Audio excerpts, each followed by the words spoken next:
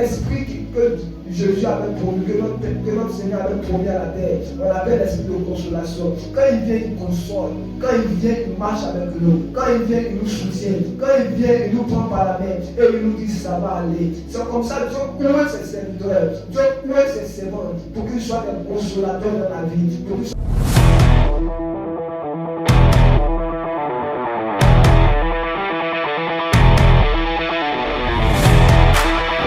à quelqu'un, Dieu va te fortifier. Il ne va pas vous croire. Souvent, ce qui fait qu'on minimise la douleur de Dieu, c'est qu'on ne passe pas par là. Frère, tu n'as pas encore perdu ta mère.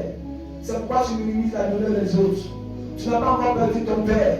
C'est pourquoi tu minimises la douleur de celui qui a perdu son père. Quand Dieu vous connaît, quand Dieu vous sauve, il vous sauve pour pleurer avec ceux qui pleurent. Il vous sauve pour consoler ceux qui ont le cœur pour compromis.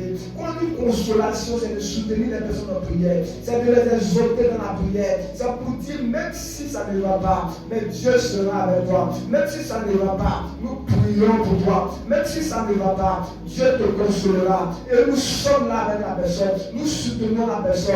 Pour ne pas que la personne puisse se suicider. Pour ne pas que la personne puisse tomber en dépression. Même dans l'église, les gens font face à des épreuves que nous minimisons. Les gens perdent leurs parents et nous minimisons ces épreuves. Les gens perdent leur emploi et nous minimisons les épreuves. Nous les disons ça va aller. Si Dieu a arraché ça, c'est qu'il va devenir autre chose. Si Dieu a fermé une porte, c'est qu'il va ouvrir une porte. Laissez-moi vous dire ça ne suffit pas. Vous allez perdre des gens si vous minimisez la douleur. Vous allez perdre la bonne personne si vous minimisez la douleur. Romains 12:15 nous dit, pleurez avec ceux qui pleurent. Quand minimiser le peuple de Christ, c'est ignorer la profondeur de sa douleur. Et souvent, c'est encore enfoncer la personne dans la douleur, dans la haine, dans la dépression, dans la solitude.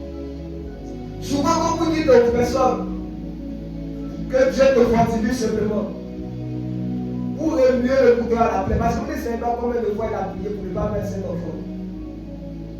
Vous ne pouvez pas dire à une femme qui n'a pas d'enfant, qui tombe enceinte pendant 7 mois, 8 mois, elle paie la grossesse pour dire Dieu va te donner un autre enfant. Qu'est-ce qui prouve que l'enfant n'a pas arrivé à 8 mois? Qu'est-ce qui prouve que l'enfant n'a pas arrivé à 9 mois? Qu'est-ce qui prouve que l'enfant n'a pas arrivé à terre? Vous ne pouvez pas minimiser la douleur des gens. Vous ne pouvez pas vous tenir sur la chaîne et minimiser la douleur des gens. C'est vrai, Dieu est fort. C'est vrai, Dieu est puissant. C'est vrai, Dieu voit tout. Mais quand il veut répondre à la douleur de quelqu'un, il envoie toujours une personne. Pour que cette personne puisse être le consolateur. C'est pourquoi même l'esprit que Jésus avait promis, que notre Seigneur avait promis à la terre.